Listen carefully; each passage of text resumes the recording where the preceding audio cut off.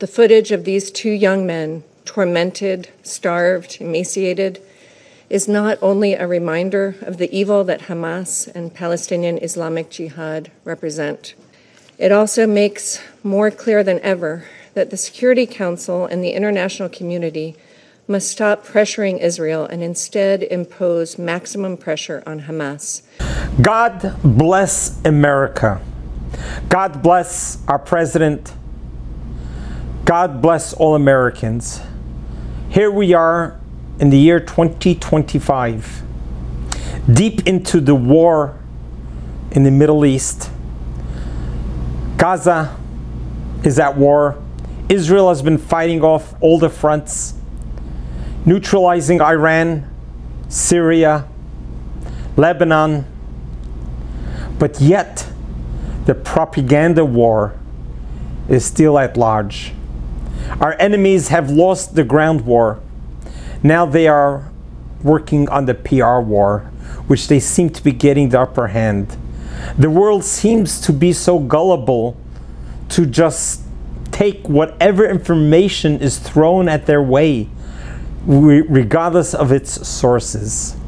Well, please listen in with me today as the United States of America at the United Nations sets the record very straight. I am so proud of the United States of America once again today as its presentation to the United Nations for the world to hear. Please listen in with me. Kindly subscribe to this channel. A little bit of light will push away a lot of darkness. Now give the floor to the representative of the United States. Thank you, Mr. President, and thank you, Assistant Secretary General Miroslav Yencha, for your briefing. And I welcome the Israeli Minister of Foreign Affairs at this meeting. And I thank you, Eli David, for your courage in sharing your story. The pain and grief that you and other families of hostages have faced at the hands of Hamas is unfathomable.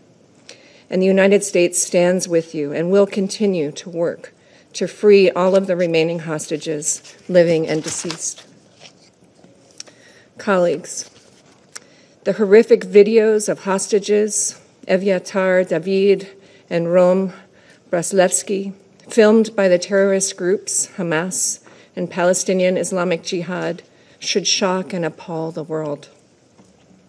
The footage of these two young men, tormented, starved, emaciated, is not only a reminder of the evil that Hamas and Palestinian Islamic Jihad represent. It also makes more clear than ever that the Security Council and the international community must stop pressuring Israel and instead impose maximum pressure on Hamas to immediately release all 50 hostages that they continue to hold captive. The hostages abducted on October 7th have now suffered for 668 days. These videos show Evyatar David, a 24-year-old kidnapped by Hamas from the Nova Music Festival, with an appearance his own family described as a living skeleton buried alive, being forced by his terrorist captors to dig his own grave. Rom Braslevsky, a 21-year-old abducted from the Nova Festival, is pictured in similarly dire conditions. The United States has made clear that freeing the hostages is our priority, along with ensuring Hamas disarms and no longer rules Gaza. President Trump, Special Envoy Witkoff, and Secretary Rubio continue to work tirelessly to end the war, release the hostages, including Itai Chen and Omer Nutra, the two Americans still held by Hamas, and bring peace to Gaza and give it a future free of Hamas. As President Trump said last week, the fastest way to end the humanitarian crisis in Gaza is for Hamas to surrender and release the hostages. Yet Hamas has refused to do so. While Israel has accepted the terms of the ceasefire proposal, Hamas has consistently rejected them. That is emblematic of the bad faith we see from Hamas. Unfortunately, at a time when pressure on Hamas is more necessary than ever to free the hostages and end the war, Some have instead taken steps that embolden Hamas and undermine the negotiators' efforts. We must be clear that unproductive publicity stunts, like last week's two-state solution conference and unilateral announcements regarding recognition of a Palestinian state, undercut the efforts of mediators and prolong the war. These gifts to Hamas not only imperil the hostages, they also hurt the civilians of Gaza, who continue to suffer what President Trump has recognized as real starvation. Colleagues, no one wants to see Palestinians, civilians in Gaza go hungry and thirsty. The United States supports getting assistance to civilians in Gaza and has been actively working to support the secure delivery of humanitarian aid to civilians in Gaza. As President Trump has said, the United States is going to be even more involved in these efforts. On Friday, Special Envoy Witkoff and Ambassador Huckabee traveled to Gaza, where they met with the Gaza Humanitarian Foundation and other agencies and visited GHF aid distribution sites. The GHF recently announced reaching the milestone of delivering more than 100 million meals directly to civilians in Gaza. On Sunday alone, the GHF reported delivering more than 1.5 million meals at its distribution sites. We recognize the important actions Israel has taken to facilitate the increased flow of aid into Gaza. Those who have professed concern about the reported risk of famine should join the United States in supporting the GHF's work in securely delivering food to civilians in Gaza. It is essential that our humanitarian response help those civilians without benefiting Hamas. Mr. President, countries, including the members of this council, face a choice: whether to continue with actions that reward and encourage Hamas, or whether to hold the terrorist organization responsible for its actions. We should all be able to agree that the hostages must be freed without further delay, and that Hamas can no longer rule Gaza and must disarm. The hostages must be returned home, and Palestinians in Gaza must be allowed to begin a new chapter free of Hamas. President, we have once again heard members here make allegations of genocide. These allegations are politically motivated and categorically false. They are part of a deliberate, cynical propaganda campaign as Hamas attempts to win symbolic victories to compensate for total defeat in war. The United States refutes these allegations entirely.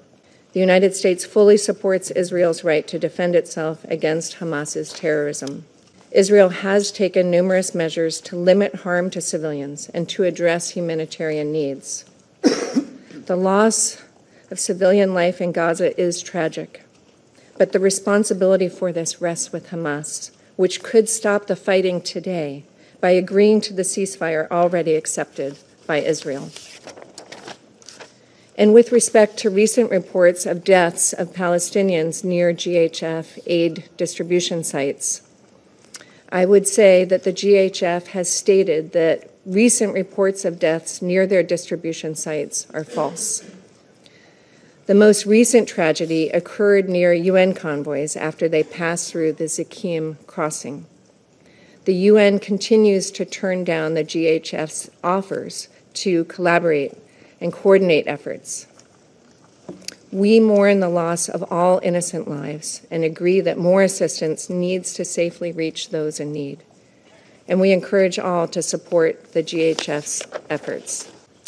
President, in closing, the United States calls upon all countries to join together and say with one clear voice that Hamas must immediately surrender, release all the hostages, both those living and those who have already been murdered at the hands of Hamas, and allow this war to end. I thank you. I thank the representative of the United States for the statement. And I now give the floor to the representative of Slovenia. This presentation at the United Nations was so critical to set the record straight. that the world knows that this is just a propaganda war. This is a victory that Hamas is trying to get. And unfortunately, the world is playing into it. They gave up to the two-state solution on October 7, 2023. Just before October 6, 2023, there was definitely a chance of a two-state solution.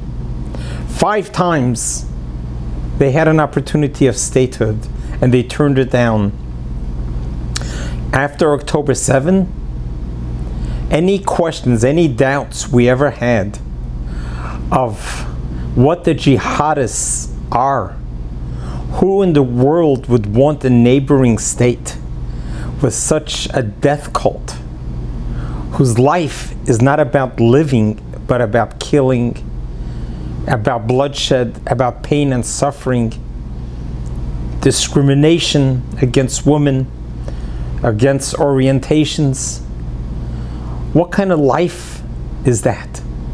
Like I said, it's like being stuck in prehistoric days versus joining us in the 21st century.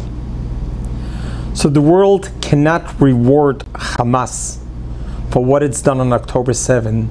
And before that, think about what brought up to October 7, where Hamas was hurling 4,000 rockets into Israel. What country would tolerate 1 missile, 1 rocket, 2 rockets, 3 rockets? Imagine 4,000 rockets coming to your country, and yet you're supposed to sit there as lame ducks and not do anything about it? How much is Israel supposed to tolerate? And how are we expected to coexist with a neighbor who seeks your annihilation? Throughout all history, wherever there was territorial wars, there's the aggressor, and then there is the one who's the stronger, who wins the war. The weaker loses the war, the stronger wins the war, and the war is over. You lick your wounds and you move on. That's warfare. You started the war, we're going to end the war. And we're going to end it on our terms. If the world cares about the Palestinians who are currently starving per se in Gaza, if you really care about the humanitarian status, what's going on there right now, pressure Hamas to let the hostages go home.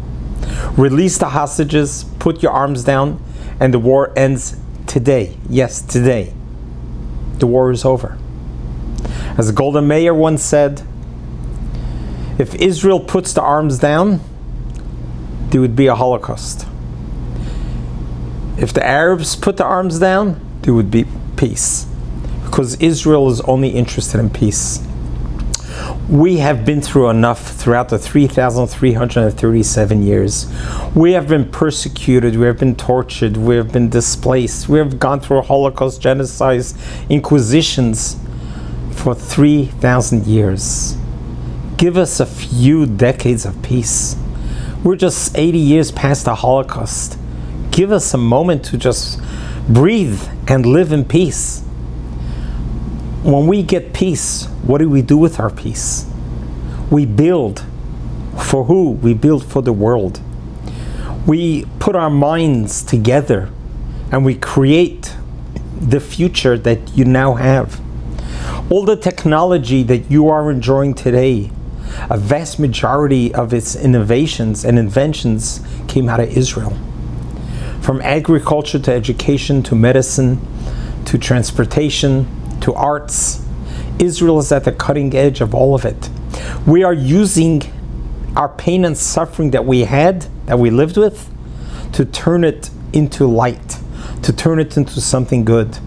That's why Israel has been so successful at being at the cutting edge of any new innovation, because it's not taking its pain and suffering and being paralyzed by it, but rather being energized by it. All the torture and pain and suffering that we have endured through the Holocaust, it didn't define us, it refined us. It gave us an impetus to make sure that never again is never again. Our founding fathers in 1948, when they established Israel statehood, they created a home of refuge. So all refugees from Eastern Europe and from all over Europe who has suffered through the Holocaust would have a home to come to. This has been our home from creation till now. Give us a chance. Let us live in peace. You will benefit, the world will benefit, as Israel has demonstrated already in its short 77 years what its capacity is, what its capability is, what its potential is. Not only that, whenever there's a disaster, a catastrophe, a natural disaster in any country, Israel's from the first to go there with the medical teams, with the rescue teams to help.